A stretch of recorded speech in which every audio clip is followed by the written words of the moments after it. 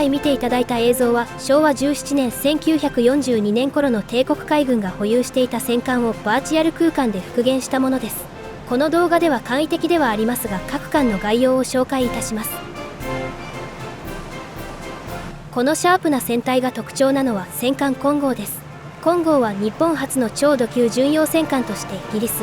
ビッカース社に発注され、明治45年1912年5月18日に進水、大正2年1913年8月16日に竣工いたしました。建造の際にはビッカース社から日本へと技術供与がされ、以降日本国内で超土級戦艦の建造が可能となりました。金剛は当時最新鋭の36三地砲8門を搭載し、竣工当時は世界最強の巡洋戦艦として東洋に君臨することになったのです。この金剛は1942年の開戦して間もなくの姿で、最高速力30ノットを超える高速戦艦として生まれ変わり、当時の日本戦艦では最も旧式であるのにもかかわらず、さまざまな戦場で活躍を見せることになるのです。2番艦の比叡は大正元年1912年11月21日に進水し、大正3年1914年8月4日に竣工いたしました。比叡は日本で最初に建造された超土級戦艦でしたが、他の戦艦とは異なり、軍縮条約の影響によって多くの期間を練習戦艦として過ごすことになります。スケジュールの調整がしやすかったことで、天皇陛下のお召し官を多く務めるなど、皇族方との関係も深く、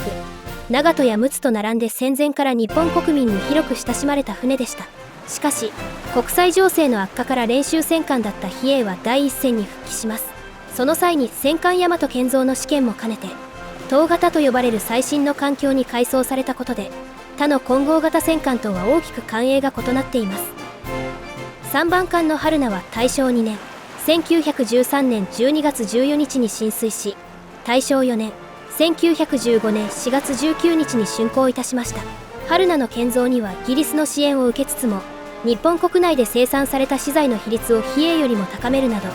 後の国産戦艦の躍進に影響を与えました。大改装後の春名も金剛とはかなり艦影が異なっていますが、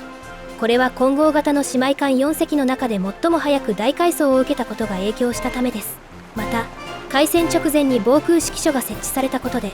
独特な艦影を誇っています。戦艦春名は開戦以降、多くの大海戦に参加し、何度も敵の攻撃にさらされたことで、アメリカ軍の発表では最低でも3回ほど撃沈されたという逸話も存在しています。春名は終戦時に過労死で残存した唯一の混合型戦艦であり、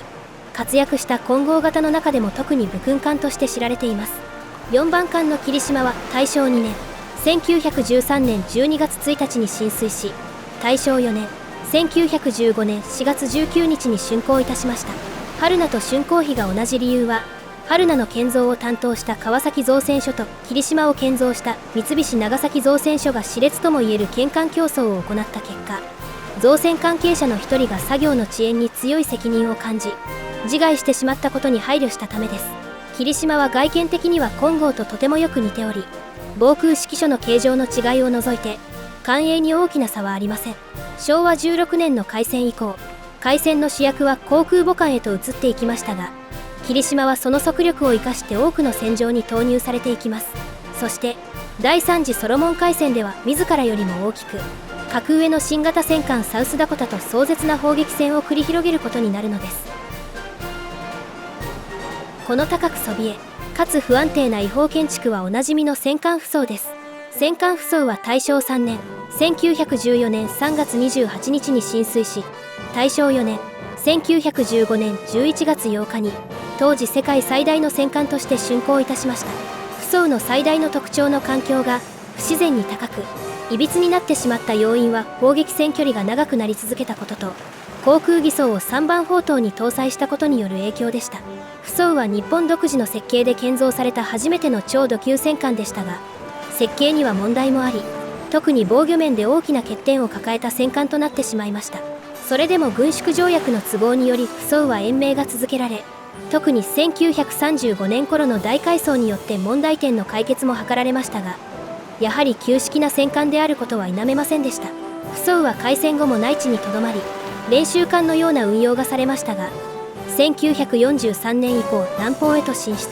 しかし敵艦と交戦する機会はなかなか得られず、1944年に行われた秘湯沖海戦では山城と共に摺川海峡に突入。不運な被弾箇所も重なり早々に戦闘力を喪失してしまいました。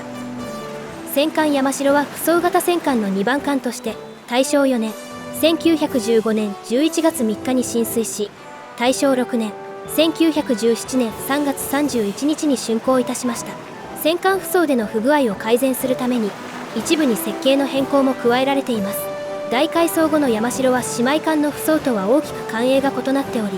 金星の取れた日本戦艦らしいパゴダマストが特徴です。山城は猛訓練としごきが有名であり、地獄の金剛とともに鬼の山城と言われ乗員を恐れさせました。山城は昭和16年の開戦以降、基本的には内地にとどまり練習艦としての役割を担いますが、戦況の悪化とともに最前線へ投入され、不走とともに摺川海峡へ突入。圧倒的優勢なアメリカ艦隊と交戦し、壮絶な最後を遂げることになってしまいました。戦艦伊勢は大正5年1916年11月12日に進水し、大正6年1917年12月15日に竣工いたしました。伊勢は当初不走型戦艦として建造される予定でしたが、防御的な問題を解決すべく主砲の位置を変更、さらに設計を最適化した結果、世界水準というべき性能を獲得することに至りました。ただ舵の性能は独特で、旋回性は良いが直進するのが難しかったとも評されています。また不走型や長門型に比べても乗員が多かったため、戦艦時代の伊勢は日本の戦艦では最も居住性に問題を抱えていたとも言われています。さて、一般的に戦艦時代の伊勢は長門や不走に比べると地味な印象を持たれることが多いですが、大改装後の姿は長門や不走とも異なる非常に近代的で重厚な環境が魅力的です。戦力としても有力であった伊勢型戦艦でしたが、1941年の開戦後、ハワイ作戦によりすでにライバルのアメリカ戦艦部隊は壊滅状態であったこともあり、なかなか出撃の機会には恵まれませんでした。そして1942年のミッドウェー海戦で連合艦隊は空母4隻を喪失したことで、伊勢は航空戦艦として改装され激戦に身を投じることになるのです。戦艦日向は伊勢型戦艦の2番艦として大正6年1917年1月27日に進水し、大正7年1918年4月30日に竣工いたしました。戦艦日向は連合艦隊の旗艦を一時期務めるなどの栄誉も受け、伊勢と同様に近代化改装後は一戦級の戦艦へと生まれ変わりました。伊勢と日向は両艦とてもよく似ていますが、後部マストのヤードの形状が大きく異なっており、伊勢が Y の字、日向がまっすぐな形状となっています。また後部マストトップの取り付け位置も異なり、この点は航空戦艦へ改装された後も明確な違いとして残り続けました。戦艦日向は事故が多い戦艦としても知られており、砲塔爆発を2回、弾薬庫火災を1回経験しています。特に1942年5月の事故では5番砲塔から火災が発生、危うく大爆発の危険性もありましたが、沈没を免れました。そしてこの火災事故が日向を航空戦艦へ改装させる契機となっていきました。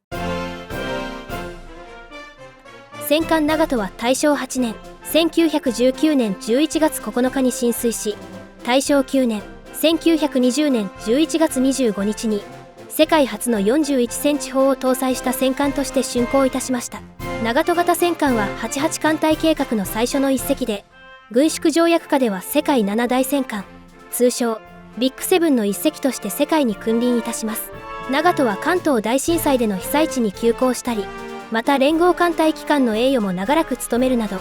戦前では陸奥と並んで日本国民から最も親しまれた軍艦でした。そして1936年の改装後の姿は、それまでの湾曲した煙突の姿とは異なり、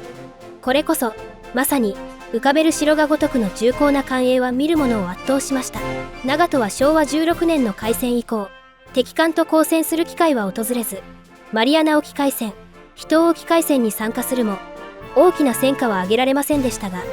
長門は戦争を生き抜き、航行可能な状態で終戦を迎えた唯一の日本戦艦となったのです。戦艦陸奥は大正9年1920年5月31日に進水し、大正10年1921年10月24日に長門型戦艦の2番艦として竣工いたしました。陸奥は長門と並んでビッグセブンの一角を占め、日本国民から最も親しまれた戦艦として長門と交代で連合艦隊の旗艦も歴任することになります。陸奥の建造に関しては1921年に締結されたワシントン軍縮条約が大きく影響しており、